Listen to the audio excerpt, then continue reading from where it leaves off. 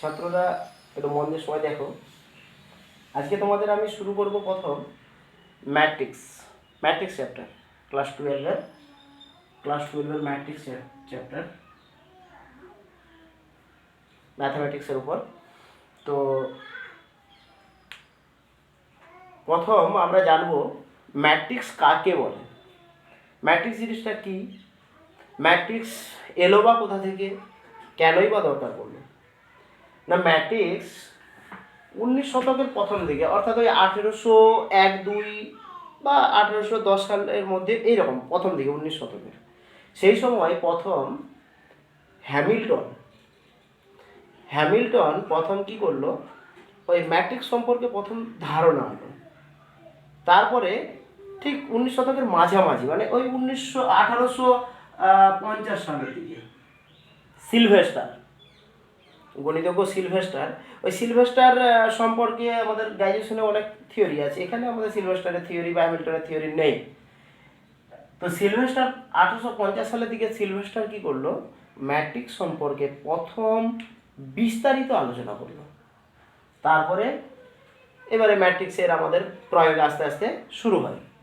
এইবার ম্যাট্রিক্স কেন দরকার পড়লো, না কিছু কিছু উঁচু হায়ার লেভেলে কিছু কিছু ক্যালকুলেশনের জন্য, বিশেষ করে কম্পিউটারের ক্ষেত্রে ম্যাট্রিক্সের বিশাল প্রয়োগ, কম্পিউটার সায়েন্সের ক্ষেত্রে।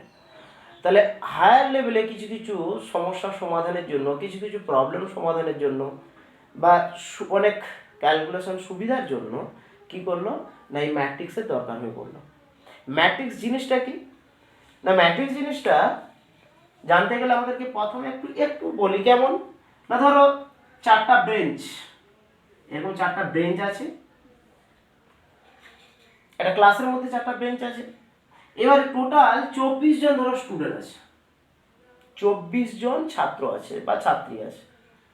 এবারে 24 জনকে আমরা এই প্রত্যেকটা বেঞ্চে কজন করে বসাতে পারি, গড় বসাবো, কিন্তু কম বেশি নয়, গড়। তাহলে 6 জন করে বসাতে পারি। তাহলে এখানে 1 নাম্বার বসবে, এখানে 2 নাম্বার, এখানে 3 নাম্বার, এখানে 4 নাম্বার, এখানে 5 নাম্বার, এখানে 6 নাম্বার। তাহলে প্রথম বেঞ্চে 6 জন বসে গেল। একই রকম এখানে 7 নাম্বার, এখানে 8 নাম্বার, এখানে 9 নাম্বার, এখানে 10 নাম্বার, এখানে 11, এখানে 12, এখানে 13, এখানে 14, এখানে 15, এখানে 16, এখানে 17, এখানে 18, এখানে 19, এখানে 20, এখানে 21, এখানে 22, এখানে 23, এখানে 24। এইভাবে আমরা 6 জন করে প্রত্যেকটাই বসছে। এই যে একটা সারিবদ্ধভাবে অনুভূমিক বরাবর কটা লাইন আছে, 1, 2, 3, 4টা লাইন, মানে 4টা বেঞ্চ। আর উলম্ব বরাবর দেখো, এই বরাবর যদি আমরা লাইন ভাবি, উলম্ব বরাবর দেখো কটা লাইন হচ্ছে, উলম্ব বরাবর মোটামুটি আমাদের লাইন দাঁড়াচ্ছে, ধরো এই বরাবর একটা, এই বরাবর একটা, দুটো, এই বরাবর একটা, 3টা, 4টা, 5টা, 6টা, এই বরাবর 6টা দাঁড়াচ্ছে, এই বরাবর 4টা, এই বরাবর 6টা। এই যে অনুভূমিক বরাবর লাইন এবং উলম্ব বরাবর লাইন একটা সঠিক সাজিয়ে গুছিয়ে যখন কতগুলো উপাদানকে আমরা সাজিয়ে গুছিয়ে লিখব, তখন এই যে সাজানো গুছানো অবস্থায় যে আমরা একটা আকৃতি বা সজ্জা পাবো, এই সজ্জাটাকে যদি আমরা এরকম থার্ড ব্র্যাকেট বা ফার্স্ট ব্র্যাকেটের আকারে প্রকাশ করি, তখনই তাকে বলবো আমরা ম্যাট্রিক্স।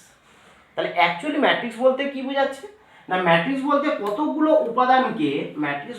কতগুলো উপাদানকে যদি আমরা সাজিয়ে লিখি অনুভূমিক এবং উলম্ব বরাবর, তখন যে আয়তাকার একটা সজ্জা পাবো, আয়তাকার হতে পারে, বর্গাকার হতে পারে, যে একটা সাজিয়ে গুছিয়ে যে একটা সজ্জা পাবো, সেই সজ্জাটাকে যদি আমরা ফার্স্ট ব্র্যাকেট বা থার্ড ব্র্যাকেটের মাধ্যমে প্রকাশ করি, তখন ওইটাকেই বলা হবে ম্যাট্রিক্স। যেমন ধরো কেমন না, 2, 3, 4, -1, -3, 4, 6, 2, 5। তাহলে দেখো একটা সাজিয়ে লিখেছি। এটাকে যখনই প্রথম বন্ধনী দ্বারা প্রকাশ করব, এটাকেই বলা হবে একটা ম্যাট্রিক্স। একে প্রকাশ করা হয় ক্যাপিটাল এ দ্বারা, ক্যাপিটাল বি দ্বারা, ক্যাপিটাল সি দ্বারা, ক্যাপিটাল ডি দ্বারা। অর্থাৎ ম্যাট্রিক্সকে প্রকাশ করা হয় যে কোনো ক্যাপিটাল অক্ষর একটা দ্বারা, যে ক্যাপিটাল আমাদের লেটারগুলো আছে ইংলিশে সেইগুলো। এক্সও বলতে পারো তুমি, এ বলতে পারো, বা এক্স সমানও বলতে পারো। যে কোনো একটা ক্যাপিটাল লেটার দ্বারা ম্যাট্রিক্স প্রকাশ করা হয়। তাহলে ম্যাট্রিক্স প্রকাশ করতে গেলে কি বলা হলো না, কতগুলি উপাদানকে যদি আমরা সাজিয়ে উলম্ব এবং অনুভূমিক বরাবর লেখার পর যে সজ্জাটা পাবো তাকে যদি একটা প্রথম বন্ধনী বা তৃতীয় বন্ধনী দ্বারা আমরা প্রকাশ করি তখন তাকেই বলবো ম্যাট্রিক্স। ঠিক আছে, এবার ম্যাট্রিক্সের কতগুলো ভাগ আছে সেই ভাগগুলো আস্তে আস্তে আমাদেরকে জানতে হবে। তাহলে ম্যাট্রিক্সের কতগুলো ভাগ বলতে কি না, প্রথম হচ্ছে সারি ম্যাট্রিক্স। সারি ম্যাট্রিক্স, আচ্ছা সারি কাকে আগে একটু বলে দিই কেমন। ধরো এই যে 2 3 লিখেছিলাম, 4 6 -1 3 6 5 4 2, এই যে একটা ম্যাট্রিক্স পেয়েছিলাম, এই ম্যাট্রিক্সের এই যে এই বরাবর একটা লাইন পাচ্ছি না, এই বরাবর একটা লাইন পাচ্ছি অনুভূমিক বরাবর, এই লাইনগুলোকে বলা হয়, এই বরাবর লাইনগুলোকে বলা হয় সারি। সারি বা যাকে ইংরেজিতে বলা হয় রো, ইংরেজিতে বলা হয় রো। আর এই বরাবর যে লাইনগুলো পাচ্ছি এরকম উলম্ব বরাবর, এই বরাবর যে লাইনগুলো পাচ্ছি এইগুলাকে বলা হবে স্তম্ভ, বা যাকে বলছি আমরা কলাম। কলাম, স্তম্ভ বা কলাম। তাহলে এটাকে স্তম্ভ, আর এই বরাবর যে লাইনটা পাবো অনুভূমিক বরাবর যে লাইনগুলো পাচ্ছি সেগুলোকে বলা হচ্ছে সারি, আর এই বরাবর যে লাইনগুলো পাচ্ছি এটাকে বলা হচ্ছে স্তম্ভ। এবারে দেখো সারি এখানে কটা পেয়েছি, একটা দুটো তিনটে সারি পাচ্ছি। আবার স্তম্ভ কটা পেয়েছি, একটা দুটো তিনটে, তাহলে স্তম্ভ পেয়েছি তিনটে। এইটাকে বলা হয় এইখানে 3 × 3 ম্যাট্রিক্সের এই নিচে লেখা হয় 3 × 3, অর্থাৎ এটাকে বলা হয় ম্যাট্রিক্সের ক্রম। ম্যাট্রিক্সের ক্রম, অর্ডার।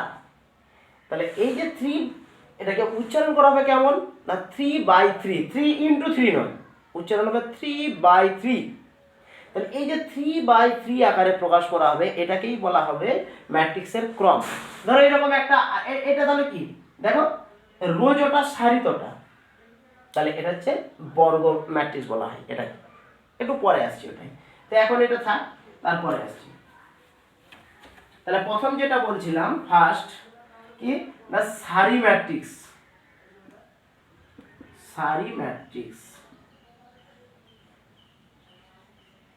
অর্থাৎ রো ম্যাট্রিক্স। রো ম্যাট্রিক্স, তাহলে সারি ম্যাট্রিক্স বা রো ম্যাট্রিক্স কাকে বলবো না, যদি দেখা যায় কোনো একটা ম্যাট্রিক্সের জাস্ট একটা সারি আছে, কেমন না এরকম 2 3 4, জাস্ট একটা সারি, বা এরকম হতে পারে এ বি সি ডি, দেখো জাস্ট একটাই সারি আছে, এটাকে আমরা এ ম্যাট্রিক্স বললাম, এটাকে আমরা বি ম্যাট্রিক্স বললাম, বলতে পারি। যে কোনো ম্যাট্রিক্স দ্বারা যে কোনো একটা ক্যাপিটাল লেটার দ্বারা প্রকাশ করতে হবে ম্যাট্রিক্সকে। তাহলে দেখো 2 3 4, এই এটাকে একটাই জাস্ট সারি আছে, কলাম কটা আছে, একটা দুটো তিনটে, কলাম তিনটে কিন্তু সারি একটা। আবার এই ম্যাট্রিক্সটা দেখো সারি একটাই, কলাম কটা, একটা দুটো তিনটা চারটা, তাহলে এই ম্যাট্রিক্সটার কলাম হচ্ছে 4 কিন্তু সারি হচ্ছে 1।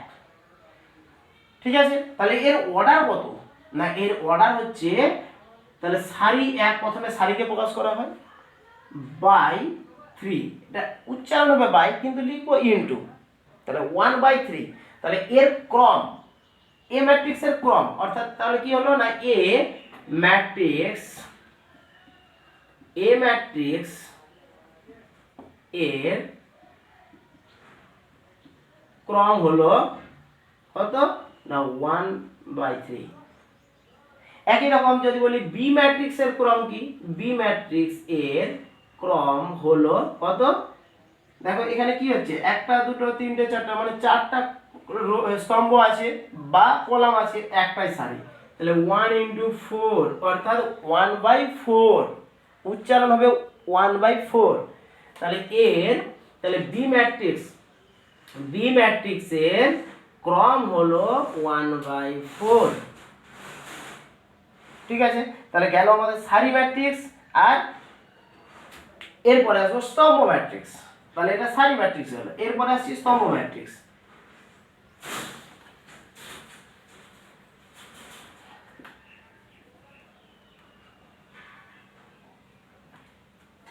তাহলে স্তম্ভ ম্যাট্রিক্স, স্তম্ভ বা কলাম ম্যাট্রিক্স, কলাম ম্যাট্রিক্স। তাহলে স্তম্ভ ম্যাট্রিক্স বা কলাম ম্যাট্রিক্স কাকে বলা হচ্ছে না, ঠিক সারি ম্যাট্রিক্সেরই মতো।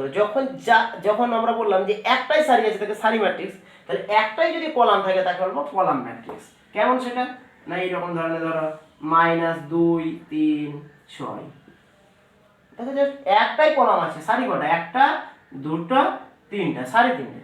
আবার একটা, এটাকে আমি হয়তো বি ম্যাট্রিক্স বললাম, আর একটা সি ম্যাট্রিক্স, ক্যাপিটাল সি দ্বারা প্রকাশ করলাম। হয়তো একটা ম্যাট্রিক্স এরকম ধরলাম 4 -2 5, তাহলে এটা একটা স্তম্ভ ম্যাট্রিক্স, এটা একটা স্তম্ভ ম্যাট্রিক্স। তাহলে এর ক্রম কত, এর ক্রম হচ্ছে দেখো সারি কটা আছে, একটা দুটো তিনটে, সারি তিনটে, বাই কলাম কটা, একটা। এর ক্ষেত্রেও সারি তিনটে, একটা দুটো তিনটে, তাহলে সারি তিনটে কলাম একটা। তাহলে এই ম্যাট্রিক্স গুলোকে বলা হবে স্তম্ভ ম্যাট্রিক্স বা কলাম ম্যাট্রিক্স। অর্থাৎ যে ম্যাট্রিক্সের একটাই মাত্র কলাম থাকবে তাকে বলা হবে কলাম ম্যাট্রিক্স বা সারি ম্যাট্রিক্স। বুঝে দিই। এইবার পরের,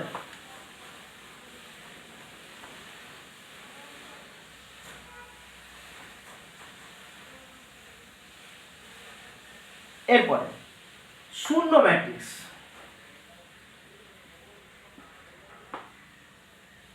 বা যাকে বলছি আমরা জিরো ম্যাট্রিক্স। শূন্য ম্যাট্রিক্স, জিরো ম্যাট্রিক্স, তাহলে কাকে বলবো না, দেখো কোনো একটা ম্যাট্রিক্সের প্রত্যেকটা পদ যদি শূন্য হয়ে যায়, কোনো একটা ম্যাট্রিক্সের প্রত্যেকটা পদ যদি শূন্য হয়ে যায়, যেমন কেমন না 0 0 0 0, একটা ম্যাট্রিক্স। আবার একটা ম্যাট্রিক্স হয়তো এরকম লিখলাম 0 0 0 0 0 0 0 0 0 0 0 0, এরকম লিখলাম। এটা কত অর্ডারে, 2/2, অর্থাৎ 2 অর্ডারে। যখনই একই ক্রম হবে না, এই যে 2/2 মানে রো আর সারি যখনই দুটো একই হবে তখন শুধু 2 অর্ডারে বললেই হবে। তাহলে এটা হচ্ছে 2/2, দেখো সারিও দুটো কলামও দুটো, তাই এটাকে 2 অর্ডারে বললেই হবে। ঠিক আছে, এটাকে 2 অর্ডারের বলে আমরা উচ্চারণ করতে পারি। এখানে কটা সারি হচ্ছে, তিনটে, আর কলাম কটা, একটা দুটো তিনটে চারটা, তাহলে 3/4। এই জিরো ম্যাট্রিক্সকে প্রকাশ করা হয়, জিরো ম্যাট্রিক্সকে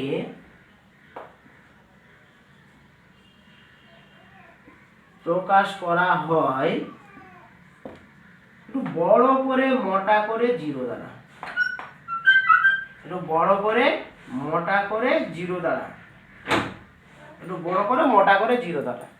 তাহলে জিরো ম্যাট্রিক্সকে প্রকাশ করা হয় জিরো দ্বারা। জিরো লিখবো কিন্তু একটু বড় করে মোটা করে লিখবো, ডাবল রাইটিং করে দেবো। ঠিক আছে, তাহলে এটা গেল শূন্য ম্যাট্রিক্স বা জিরো ম্যাট্রিক্স। যারা বুঝতে পারছো নি, কোনো সমস্যা থাকলে বলবে, কমেন্ট করবে। ঠিক আছে, পরের ক্লাসে অবশ্যই যাদের যা সমস্যা আছে কমেন্টগুলো, আমি প্রবলেমগুলো সলভ করে দেব। তারপরে দেখো আয়তকার ম্যাট্রিক্স, আয়তকার ম্যাট্রিক্স, আয়তকার ম্যাট্রিক্স।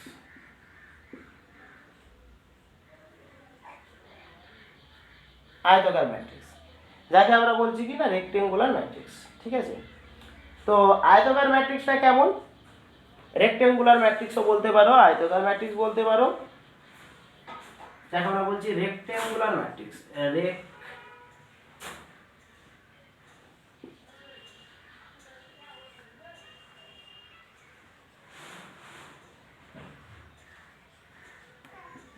Rectangular matrix.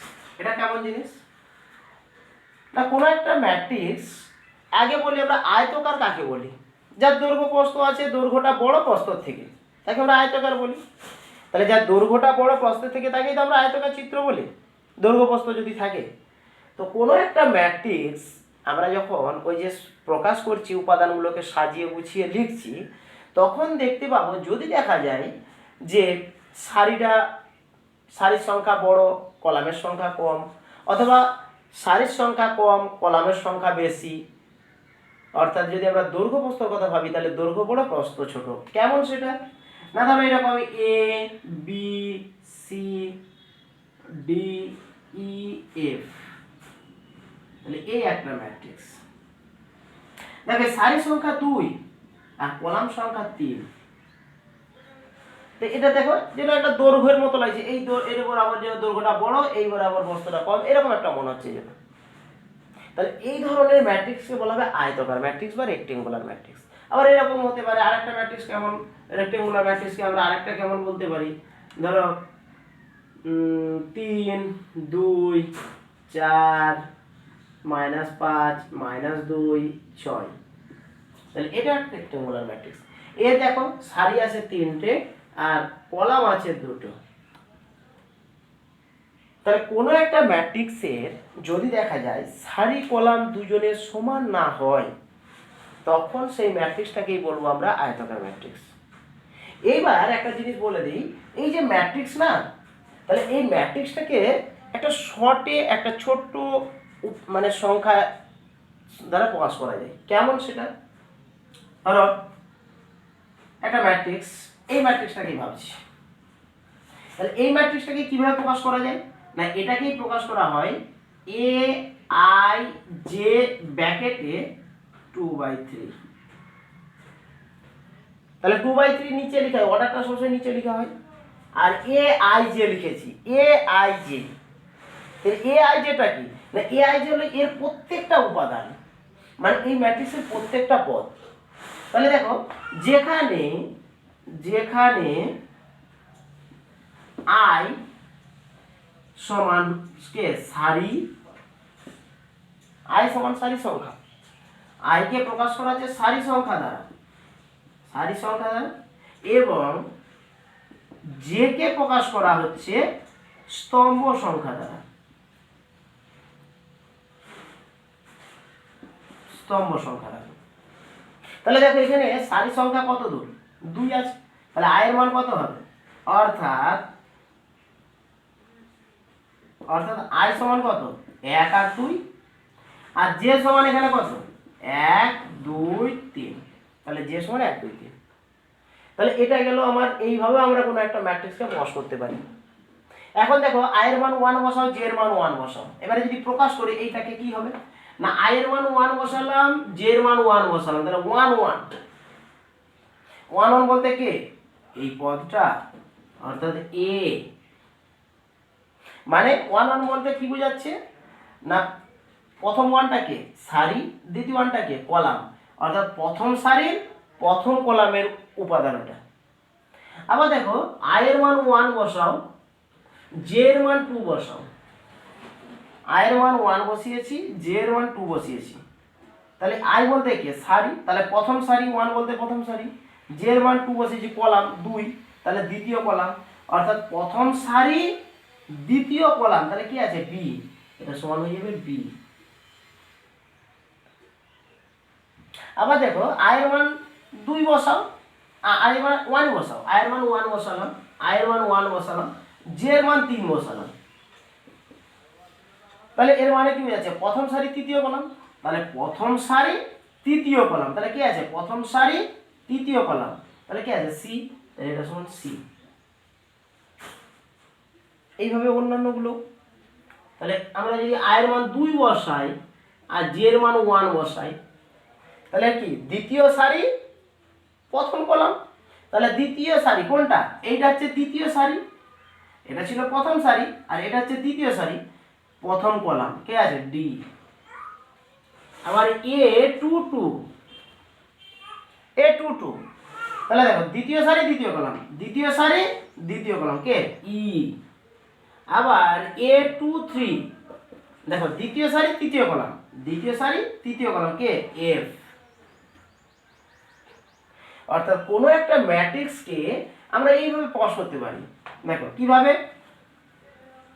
না কোনো একটা ম্যাট্রিক্সকে আমরা এইভাবে প্রকাশ করতে পারি, যে A11 A12 A13 A21 A22 A23 A31 A32 আর A33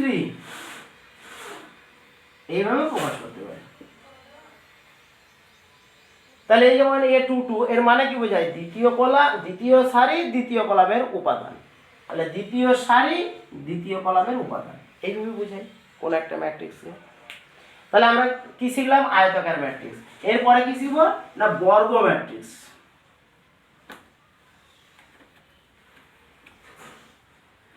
এরপরে আমরা শিখবো বর্গ ম্যাট্রিক্স।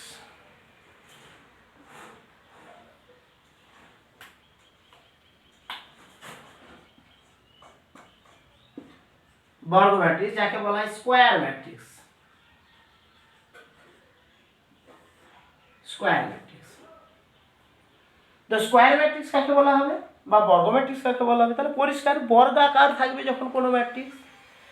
তাহলে কোনো ম্যাট্রিক্স যখন বর্গাকার থাকবে তখনই তাকে আমরা বর্গ ম্যাট্রিক্স বা স্কয়ার ম্যাট্রিক্স বলবো। সেটা কি না, কোনো ম্যাট্রিক্সের যদি দেখা যায় রো কলামের সংখ্যা, রো এর সংখ্যা এবং কলামের সংখ্যা অর্থাৎ সারির সংখ্যা এবং স্তম্ভের সংখ্যা দুজনের সমান। সেটা কেমন না, ধরো এই একটা ম্যাট্রিক্স A1, এর মধ্যে আমরা প্রকাশ করছি, ধরো A1 A2 A3 B1 B2 B3 C1 C2 C3, মানে একটা উপাদান নিলাম। A11 বলতে তারপর মানে A1 মানে A1 একটা মান, ঠিক আছে, A2 মানে একটা মান, A2 এর একটা মান। তাহলে এইভাবে একটা যদি আমরা ম্যাট্রিক্স নিই, দেখো তিনটা সারি আছে, তিনটে কলাম আছে, 3/3। যখন সারি সংখ্যা এবং স্তম্ভ সংখ্যা দুজনের সমান হয়ে যাবে তখন তাকে বলবো আমরা বর্গ ম্যাট্রিক্স বা স্কয়ার ম্যাট্রিক্স। এই ম্যাট্রিক্সটির, তাহলে এই ম্যাট্রিক্সের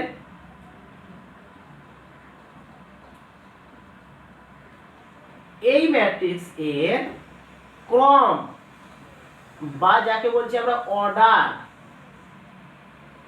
অর্ডার হলো 3।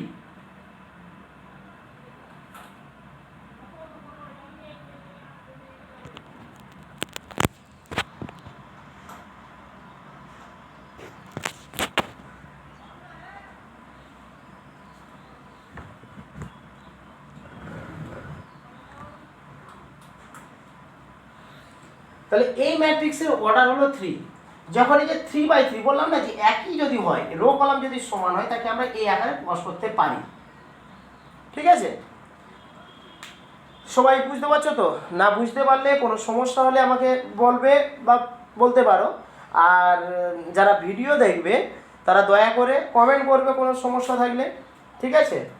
তো কোনো ভুল থাকলে, যদি কোনো সমস্যা থাকে, তোমরা সেটা আমাকে বললে সেটা আমি কারেকশন করে দেবো, বা তোমাদের সমস্যা থাকলে সেটা আমি চেষ্টা করব সলভ করার পরের ক্লাসে, অথবা দেখবো যদি আমি ওখানে কোনো কমেন্ট করে তোমাদেরকে সমস্যার সমাধান করা যায় সেটাও চেষ্টা করব। তো তোমরা অবশ্যই একটু মন দিয়ে ক্লাসটা দেখো, এবং সবাই দয়া করে আপাতত ক্লাসটা কোথায় কি সমস্যা, কে বুঝতে পারছো না সেটা অবশ্যই কমেন্ট করবে। এটা গেল বর্গ ম্যাট্রিক্স।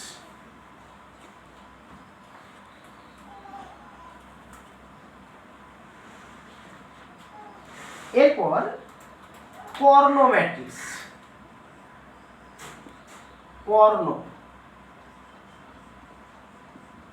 ম্যাট্রিক্স যাকে আমরা বলছি ডায়াগোনাল।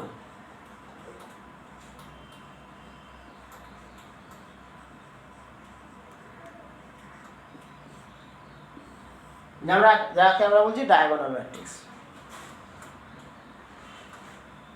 তো কর্ণ ম্যাট্রিক্সটা কি না, কর্ণ ম্যাট্রিক্স হচ্ছে কোনো একটা ম্যাট্রিক্স যার কর্ণ বরাবর, কি কর্ণ না, প্রিন্সিপাল কর্ণ অর্থাৎ মুখ্য কর্ণ। তাহলে ধরো A B C D E F G H I একটা ম্যাট্রিক্স। এটা কি ম্যাট্রিক্স? বর্গ ম্যাট্রিক্স, যার অর্ডার হচ্ছে 3 অর্থাৎ 3/3। ঠিক আছে, কর্ণ বলতে দেখো মুখ্য কর্ণ বলতে কোনটাকে, না এইটাকে বলা হয়, এই কর্ণটাকে বলা হয় প্রিন্সিপাল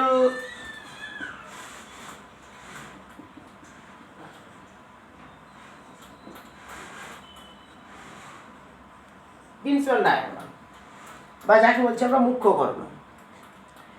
কোনো ম্যাট্রিক্সের এই মুখ্য কর্ণ বরাবর পদগুলি থাকবে, বাকি পদগুলো সব জিরো হয়ে যাবে, তখন তাকে বলবো আমরা কর্ণ ম্যাট্রিক্স। তাহলে বাকি পদগুলো জিরো মানে এগুলোকে মুছে দাও, তাহলে এগুলো কি হবে, না এটা হয়ে যাবে জিরো, এটা হয়ে যাবে জিরো, এটা হবে জিরো, এটা জিরো, এটা জিরো, এটা জিরো। তাহলে একটা সংখ্যার উদাহরণ যদি ধরি, এরকম ধরো 2 0 0 0 -3 0 0 4 2, তাহলে এটা একটা কর্ণ ম্যাট্রিক্স। তাহলে এটা একটা কি, না কর্ণ ম্যাট্রিক্স, কর্ণ ম্যাট্রিক্স, কর্ণ ম্যাট্রিক্স। এবারে মনে রাখবো যে কর্ণ ম্যাট্রিক্স অবশ্যই একটা বর্গ ম্যাট্রিক্স। তাহলে কর্ণ ম্যাট্রিক্স অবশ্যই বর্গ ম্যাট্রিক্স হয়। কে, কর্ণ ম্যাট্রিক্স, কর্ণ ম্যাট্রিক্স অবশ্যই বর্গ ম্যাট্রিক্স হয়।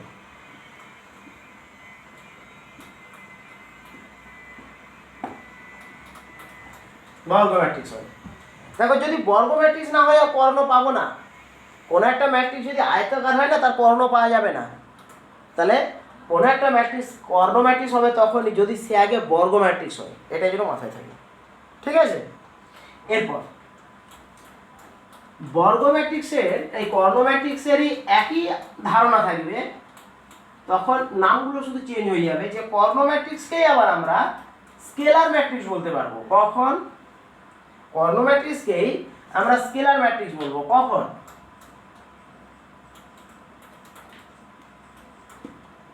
Scalar matrix. তাহলে কর্ণ ম্যাট্রিক্সকে স্কেলার ম্যাট্রিক্স বলা হবে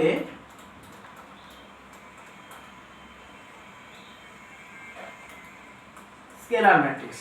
কখন বলা হবে, না যখন একটা কর্ণ ম্যাট্রিক্সের কর্ণ বরাবর উপাদানগুলো, কর্ণ ম্যাট্রিক্সের কর্ণ বরাবর উপাদানগুলো যদি দেখা যায় কি, না সব ইকুয়াল আর বাকি এলিমেন্টগুলো সব জিরো, তাহলে কর্ণ ম্যাট্রিক্সের কর্ণ বরাবর এলিমেন্টগুলো অর্থাৎ কর্ণ বরাবর যে পদগুলো আছে সেগুলো সব ইকুয়াল হবে, মানে সবাই সমান। কেমন সেটা, না ধরো এইরকম 2 0 0 0 2 0 0 0 2, এটা একটা স্কেলার ম্যাট্রিক্স। আবার একটা ম্যাট্রিক্স এরকম ধরো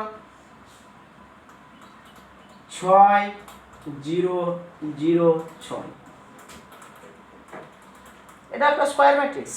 এটা একটা স্কয়ার ম্যাট্রিক্স, এটা 3 অর্ডার, এটা 2 অর্ডার, কারণ এটা 3/3, 3টা রো 3টা কলাম, আর এটা 2/2, তাই 2 অর্ডার বলছি। তাহলে এই ম্যাট্রিক্সটাকে স্কেলার ম্যাট্রিক্স বলবো, এই ম্যাট্রিক্সটাকে স্কেলার ম্যাট্রিক্স বলবো। অর্থাৎ প্রিন্সিপাল ডায়াগোনাল বরাবর, এই যে প্রিন্সিপাল ডায়াগোনাল বরাবর, এই প্রিন্সিপাল ডায়াগোনাল বরাবর পদগুলো সব একই হবে, অর্থাৎ সবাই ইকুয়াল হবে, আর বাকি যে পদগুলো থাকবে সেগুলো সব জিরো হবে, তখন তাকে বলবো আমরা স্কেলার ম্যাট্রিক্স। ঠিক আছে, এরপর আমরা আসছি একক ম্যাট্রিক্স, একক বা unit matrix. Unit matrix, unit matrix সেটা কেমন জিনিসটা, না কোনো একটা ডায়াগোনাল ম্যাট্রিক্সে, অবশ্যই ডায়াগোনাল ম্যাট্রিক্স, কোনো একটা ডায়াগোনাল ম্যাট্রিক্সের যদি দেখা যায় প্রিন্সিপাল ডায়াগোনাল বরাবর, প্রিন্সিপাল ডায়াগোনাল বরাবর সব এলিমেন্টগুলো জিরো হয়,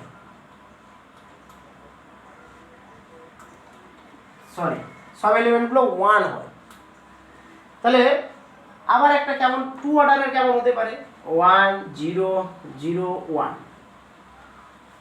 কোনো একটা ম্যাট্রিক্স, কর্ণ ম্যাট্রিক্সের যদি দেখা যায় যে ডায়াগোনাল বরাবর কোনো একটা ডায়াগোনাল ম্যাট্রিক্সের প্রিন্সিপাল কর্ণ বরাবর এলিমেন্টগুলো যদি 1 হয়ে যায়, প্রিন্সিপাল কর্ণ কোনটা? এটা হচ্ছে প্রিন্সিপাল কর্ণ, এটাকে এটা প্রিন্সিপাল কর্ণ। তাহলে কোনো একটা ম্যাট্রিক্সের কোনো একটা কর্ণ ম্যাট্রিক্সের বা ডায়াগোনাল ম্যাট্রিক্সের প্রিন্সিপাল বরাবর পদগুলো যদি 1 হয়, বাকি পদগুলো যদি 0 হয়ে যায়, তখন তাকে আমরা ইউনিট ম্যাট্রিক্স বা একক ম্যাট্রিক্স বলবো। এটাকে প্রকাশ করা হয় I3 দ্বারা, I3, আর এটাকে প্রকাশ করা হয় I2, ক্যাপিটাল I2, অবশ্যই ক্যাপিটাল I। তাহলে ক্যাপিটাল I2 ক্যাপিটাল I3 কেন বলা হচ্ছে না? তার কারণ হচ্ছে আইডেন্টিটির থেকে আই নেওয়া হয়েছে, আইডেন্টিটি বলা হয়, আইডেন্টিটি ম্যাট্রিক্স। আর দ্বিতীয় কথা, এই ম্যাট্রিক্সটা কেন I3 বলা হলো না? এটা 3 অর্ডারের ম্যাট্রিক্স। এটা কেন I2 বলা হলো না? এটা 2 অর্ডারের ম্যাট্রিক্স। তাহলে এটা 3 অর্ডারের জন্য I3 বলা হলো, এটা 2 অর্ডারের জন্য I2 বলা হলো। ঠিক আছে, এটা গেল একক ম্যাট্রিক্স বা ইউনিট ম্যাট্রিক্স।